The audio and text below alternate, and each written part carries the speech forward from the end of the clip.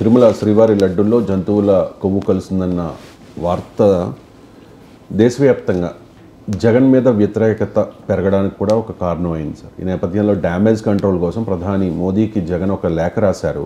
ఆ లేఖలో టీటీడీ బోర్డులో బీజేపీ వాళ్లే ఎక్కువ అని కూడా మెన్షన్ చేశారన్నది నేను ఆంధ్రజ్యోతిలో వచ్చిన ఒక వార్తను బేస్ చేసుకుని మిమ్మల్ని అడుగుతూ ఉన్నా సార్ నేను. సో చాలామంది కేంద్ర మంత్రులు బీజేపీ పెద్దలు సిఫార్సు చేశారు. సిఫార్సు చేయడంతో టీటీడీ బోర్డు మెంబర్స్గా వాళ్లకు అవకాశం ఇచ్చాం. ఆ బోర్డు మెంబర్స్కి తెలియకుండా ఇదంతా జరగదు అని చెప్పేసి జగన్ ఏం చెప్పాలనుకున్నారండి? అంటే భారతీయ జనతా పార్టీ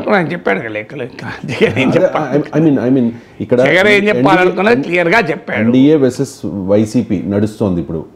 కానీ ఇప్పుడు వైసీపీ అధినేత జగన్ ఎన్డీఏ మీద ఈ నెపాన్ని నెట్టాలని, ఎన్డీఏ మీద ఎన్డీఏ అన్న పదమే లేఖలో రానపోతే కనీసం బీజేపీ ఫండమెంటల్ గా మనకు ఆయన ఏం చెప్పాలనుకున్నాడో చెప్పాడు.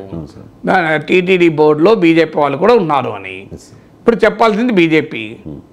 జగన్ చెప్పాల్సింది లేఖలో బహిరంగానే చెప్పాడు కదా. సో బీజేపీ వాళ్ళు చెప్పాలి. మరి బీజేపీకి సంబంధించిన వారు ఉన్నారు కదా, నిజమా లేదా టీటీడీలో? సో వైఎస్ జగన్మోహన్ రెడ్డి ముఖ్యమంత్రిగా ఉన్న సమయంలో కూడా బీజేపీ నేతల సిఫారసులతో బీజేపీకి సంబంధించిన వాళ్ళు ఉన్నారు అని జగన్మోహన్ రెడ్డి అన్నాడు. లేరని చెప్పమనండి బీజేపీని. లేరని చెప్పడం లేదు కనుక ఉన్నారు అనుకున్నప్పుడు మరి వాళ్ళది లేకుండా ఇది ఎలా జరుగుతుంది? ఎందుకంటే 5 ఏళ్ల పాటు నెయ్యిలో కల్తీ జరుగుతుంటే వాళ్ళకి తెలియదా? మరి తెలిసి కూడా వాళ్ళు ఊరుకున్నారా? తెలియకపోవడం కూడా నేరమే కదా. ఎందుకున్న బోర్డులో మరి స్టేటస్ సింబల్ కాదు కదా టీటీడీ బోర్డు అంటే. టీటీడీలో బోర్డు సభ్యులకు అసలు రాజకీయ నాయకులు ఉండకూడదు నిజంగా చెప్పాలంటే. ఏదైనా ప్రత్యేక పరిస్థితులు ఉంటే కానీ దానికి రాజకీయ సిఫార్సులు ఏంటి, రాజకీయ నియామకాలు ఏంటి? అసలు అది దైవ సన్నిధిలో పనిచేయాలన్న తపన ఉన్న వాళ్ళని ఎంపిక చేసుకోవాలి. దానికి కూడా మనందరికీ తెలుసు, అది కూడా పొలిటికల్ రీహాబిలిటేషన్ సెంటర్గా మార్చారు. టికెట్ ఇవ్వని వాళ్ళను, టికెట్ కోల్పోయిన వాళ్ళను, మంత్రి పదవి ఇవ్వలేని వాళ్ళను అందరినీ తీసుకొచ్చి టీటీడీ బోర్డులో పెడతారు. అసలు అక్కడ కదా అసలు సమస్య మొదలవుతున్నది. ఒకప్పుడు తిరుమల కొండపైన ఎవరు రాజకీయ ఉపన్యాసాలు ఇచ్చేవాళ్ళు కాదు, అసలు రాజకీయపరమైన వ్యాఖ్యలు కూడా చేసేవాళ్ళు కాదు. ఇప్పుడు దేవుని దర్శనం చేసుకొని బయటకు వచ్చి మీడియాతో మాట్లాడుతూ ఇష్టమైన రాజకీయ మాటలు మాట్లాడుతున్నారు. సినిమా వాళ్ళు పెళ్ళి డైరెక్టర్ హీరోయిన్తో ప్రవర్తించకూడని పద్ధతుల్లో తిరుమల కొండపై కూడా ప్రవర్తిస్తున్నారు. ఈ స్థాయికి తీసుకొచ్చారు. ఇది సిస్టమిక్ ప్రాబ్లం. సుప్రీంకోర్టులో పెట్టిన కేసులో ఒక పాయింట్ చెప్పారు, this is a symptom of a systemic problem అని. సో ఈ సిస్టమిక్ ప్రాబ్లం అడ్రస్ చేయాలి కదా. జగన్ అన్నాడా ఎవరన్నారు తర్వాత. అందువల్ల ఇప్పుడు బీజేపీ సమాధానం చెప్పాలి. బోర్డులో ఉన్న బీజేపీ బ్యాక్గ్రౌండ్ ఉన్న బీజేపీ సిఫారసుతో వెళ్ళిన సభ్యులు ఏం చేస్తున్నారు ఇదంతా జరుగుతుంటే? ఎందుకంటే మామూలు విషయం కాదు ఇది. ఈ అనిమల్ ఫ్యాట్ కలవడం నీకేదో వేరే రకరకాల డాల్డాతో ఇద్దరు కలుషితమైంది అని వార్తలు వచ్చాయి. ఓకే, ఐ కెన్ అండర్స్టాండ్ నాణ్యత క్వాలిటీ, కానీ ఇది కాదు కదా, అదే జరగకూడదు అంటే ఇది ఇంకా కదా. మరి దీనిపైన ఏం చేశారు? ఆన్సర్ ఉండాలి కదా. మరి ఆ బోర్డు సభ్యులు మరి టెస్టింగ్ ల్యాబ్ లేదు అని ఇప్పుడు అంటున్నారు. టెస్టింగ్ ల్యాబ్ లేనప్పుడు మరి 2014-19 మధ్య ల్యాబ్ ఉండనా? దాన్ని జగన్మోహన్ రెడ్డి వచ్చిన తర్వాత తొలగించాడా? ఇది కూడా తేలాలి కదా. సో అప్పుడు ల్యాబ్ ఉండి ఇప్పుడు ఈయన తీసేసాడా? మరి బోర్డు మెంబర్లు ఇది ఎందుకు రైజ్ చేయలేదు ల్యాబ్ ఉండాలని? మరి నెయ్యిని పరీక్షలు చేస్తున్నారా లేదా అని ఎందుకు అడగలేదు? బోర్డు మెంబర్లు టీఏడిఎల్ తీసుకొని వెళ్ళిపోవడం కాదు కదా. సో అడగాలి కదా. అందువల్ల రాజకీయపరమైన అంశం ఉంటే ఉండవచ్చు. ఎందుకంటే టీడీపీ తనను రిలీజియస్ యాంగిల్లో కార్నర్ చేస్తున్న సమయంలో, భారతీయ జనతా యువమోర్చా వాళ్ళు వచ్చి కూడా నిన్న ఇంటిపైన దాడి చేస్తున్న సమయంలో, టీడీపీ జనసేన బీజేపీ దీన్ని ఒక రిలీజియస్ యాంగిల్లో ముప్పేట దాడి జరుగుతున్న సమయంలో సో ఒక పొలిటికల్ వ్యూహంతో ఈ ప్రశ్న రైజ్ చేయవచ్చు జగన్, కాదని అన్నాను. కానీ అది ఏ వ్యూహంతో జగన్ రైజ్ చేశారని మనకు అనవసరం. మనకు అవసరం ఏంటి? అది నిజమా కాదా? నిజమైతే దానికి ఆన్సర్ ఉండాలి. మరి ఎందుకు నెయ్యి కల్తీ జరుగుతుంటే టీటీడీ బోర్డులో ఉన్న వైసీపీ నేపథ్యం లేని, మరీ ముఖ్యంగా దైవభక్తిలో ఏమాత్రము అనుమానించాల్సడానికి వీలు లేని, దేశం కొరకు ధర్మం కొరకు రాజకీయాలు చేసేటువంటి బీజేపీ నేపథ్యం ఉన్న వాళ్ళు ఏ రకమైన నిఘా పాటించారు అనేది క్వశ్చన్. ఆ క్వశ్చన్కు బీజేపీ నుంచి సమాధానం రావాలి. తర్వాత ఇంకొక ఇంట్రెస్టింగ్ డైమెన్షన్ ఏంది, ఇవాళ స్పెషల్ ఇన్వెస్టిగేషన్ టీం వేశారు. ఇవాళ మా చంద్రబాబు నాయుడు నిన్న ప్రకటించారు, ఏది ఐజీ ర్యాంక్ అధికారితో సిట్ వేస్తాము అని. నాకు అర్థం కాని అంశం ఏంటంటే మరి ఏ విచారణ వేయకుండానే ఎలా డిసైడ్ చేశారు? ఇప్పుడు ఒక మీకు రాజకీయ పరంగా ప్రత్యర్థిని అటాక్ ఎంతైనా చేసుకోండి, నాకు అలాంటి అభ్యంతరం లేదు. నేను అనేక సందర్భాల్లో ఈ ఇష్యూ వచ్చినప్పటి నుంచి చెప్తున్నాను, అయ్యా ఒక అంశం పైన మీరు ఏదో పోలవరంలో అవినీతి జరిగింది, పోలవరాన్ని ధ్వంసం చేశాడు, లేదు మద్యంలో కల్తీ చేశాడు, లేదు ఇసుకలో దోపిడీ చేశాడు, ఇలాంటివి మీరు ఎన్నన్నా అనుకోండి, నాకు అభ్యంతరం లేదు. కానీ దేవుని ప్రసాదానికి సంబంధించిన అంశంలో కంప్లీట్ విచారణ జరిగి అనుమానము లేని విధంగా సాక్ష్యాధారాలు లేనిది దయచేసి మాట్లాడకండి. ఇది హిందూ ధర్మాన్ని అవమానించడము, ఇది కోట్లాది హిందువుల మనోభావాలపైన దాడి చేయడము. ఎందుకంటే మీ రాజకీయ ఘర్షణల వల్ల కోట్లాది మంది హిందువుల ఇష్టదైవమైన ఆ దేవదేవుని ప్రసాదం పైన అనుమానాలు పెరిగితే అది మనసులో చాలా బాధ కలుగుతుందండి. మీరు ఎవరన్నా అడగండి, మన ఇంట్లో ఉన్న వాళ్ళను ఎంత ఆవేదన చెందుతున్నారో అర్థమవుతుంది. మామూలు విషయం కాదు కదా. ఇలా అనేక లక్షల కోట్ల కుటుంబాలు కనీసం ఏడాదిలో ఒక్కసారైనా తిరుపతికి వెళ్ళొస్తారు. మీరు ఎక్కడికి పోక, ఏ దేవస్థానానికి, ఆఖరికి తమ ఊర్లో ఉన్న దేవుని గుడికి కూడా పోకపోవచ్చు ఏడాదిలో, కానీ తిరుపతికి అయితే ఒకసారి పోయేస్తారు.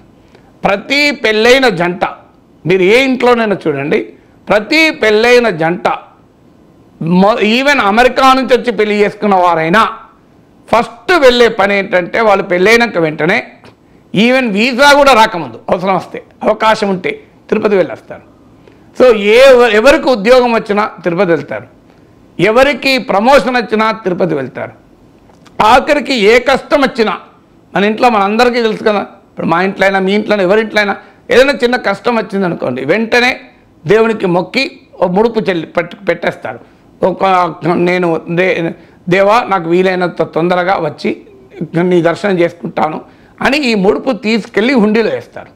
అంతటి విశ్వాసం ఉన్న దైవము ఆ దేవుని ప్రసాదం పైన విచారణ జరగకుండా మరి చెప్పారా? విచారణ ఆల్రెడీ జరుగుంటే మళ్ళీ సిట్ ఎందుకు వేస్తున్నట్టు నాకు అర్థం కాని విషయం ఇది. ఇప్పుడు ఐజీ ర్యాంక్ అధికారితో స్పెషల్ ఇన్వెస్టిగేషన్ టీం వేస్తున్నారు. మరి ఇన్వెస్టిగేషన్ టీం వేస్తున్నారు అంటే విచారణ జరగలేదా? అంటే కల్తీ జరగలేదా? కల్తీ జరిగి ఉంటే మళ్ళీ విచారణ దేనికి వేస్తున్నారు? పోనీ కల్తీ జరిగింది, అది విచారణలో ఆల్రెడీ తేలిపోయింది, ఈ సిట్ వేసి దీనికి బాధ్యులు ఎవరు, మేము విచారిస్తాం అని అంటున్నారా?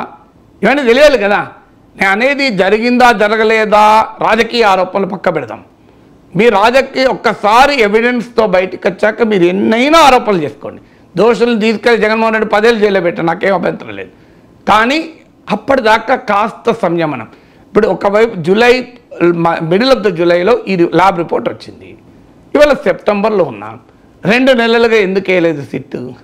ఎందుకు విచారణ జరపలేదు? 2 months అయింది కదా ల్యాబ్ రిపోర్ట్ వచ్చి. నాకు తెలిసినంత వరకు ఆ ల్యాబ్ రిపోర్ట్లో మీడియాలో కూడా చూశాను, డేటు జూలైలో వచ్చినట్టుంది lab report, subject to correction. మీరు వెరిఫై కూడా చేయొచ్చు. అది నేను చేశాను సార్, జూలైలో వచ్చింది సార్. జూలైలో వచ్చింది.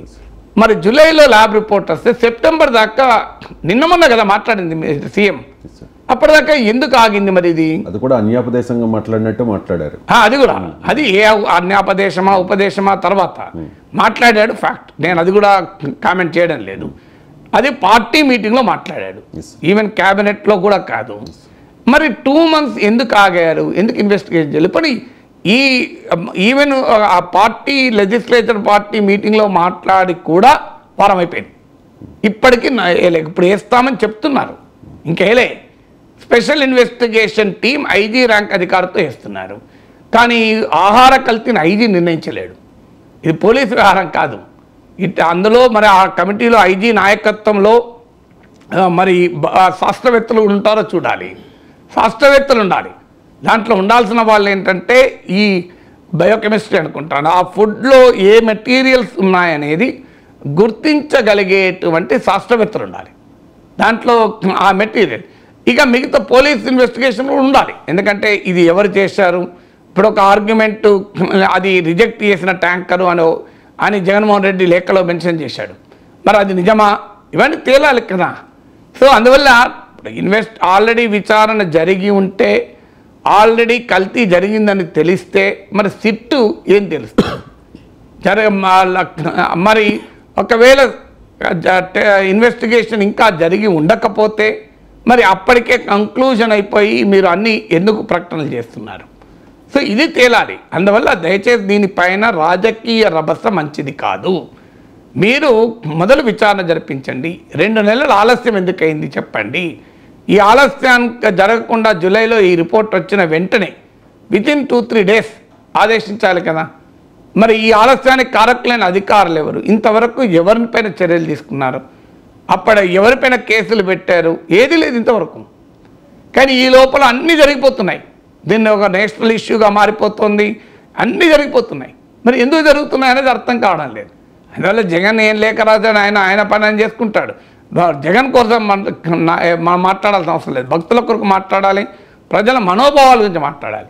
ఎందుకు అంటున్నానంటే ఇది సాధారణ అవినీతి వివాదం కాదు. మళ్ళీ మళ్ళీ చెప్పేది ఇది. ఒక్కసారి గనక కోట్లాది భక్తుల గాయం జరిగితే అది జీవితంలో పోదు. ఈ రిలీజియస్ సెన్సిటివిటీస్ని దృష్టిలో పెట్టుకొని కొంత సంయమనం పాటించండి. మొదలు శాస్త్రీయంగా తేల్చండి. ఏం జరిగింది, ఎక్కడ జరిగింది, ఎలా జరిగింది, ఏ రకమైనటువంటి అడల్ట్రేషన్ ఉంది. ఇప్పుడు గతంలో కూడా ఇలాంటి ఆరోపణలు వచ్చాయి. కానీ అప్పుడు వచ్చింది డాల్డా కలిసిందే. కానీ ఇప్పుడు అది కాదు. ఇప్పుడు ఎనిమల్ ఫ్యాట్, దాన్ని నేను తెలుగులో అనడం ఇష్టం లేక ఇంగ్లీష్లో అంటున్నాను. ఇంగ్లీష్లో అంటే ఆ భావన కొంత తగ్గుతుంది అని. సో ఎనిమల్ ఫ్యాట్ కలిశారన్నది చాలా ప్రమాదకరమైంది కదా. మత విశ్వాసాల విషయంలో చాలా ప్రమాదకరమైంది. అందుకే దీనిపైన సమగ్ర విచారణ జరపాలి. దీనికి అవసరమైతే సిట్టింగ్ జడ్జి హైకోర్టుతో విచారణ జరిపించాలి. ఈవెన్ రాష్ట్ర పోలీస్ అధికారులను కూడా రేపు ప్రశ్నించవచ్చు, అనుమానపడవచ్చు వీళ్ళు రాష్ట్ర ప్రభుత్వమే కదా అని. అందువల్ల ఒక కోర్ట్ మానిటర్ ప్రోబ్ ఉండనియండి. ఇప్పుడు మనకు కావాల్సింది అది నిజమా నిజం కాదా, అది ముఖ్యం. తర్వాత మీరు ఇక ఏమైనా కొట్టుకోండి, మాకేం అభ్యంతరం లేదు. రాజకీయంగా ఎవరెవరైనా తేల్చుకోండి, మాకేం అభ్యంతరం. మాకు కావాల్సింది అయ్యో ఇది నిజం అయి ఉండకపోతే మంచిగా ఉండు అనేటువంటి ఆవేదన కోట్లాది హిందువులకు ఉంది. ఆ ఆవేదన మాకు ఆవేదన ఉండడం వేరు, అది నిజం జరిగిందా లేదా వేరు. అందువల్ల ఏంటో తేల్చండి.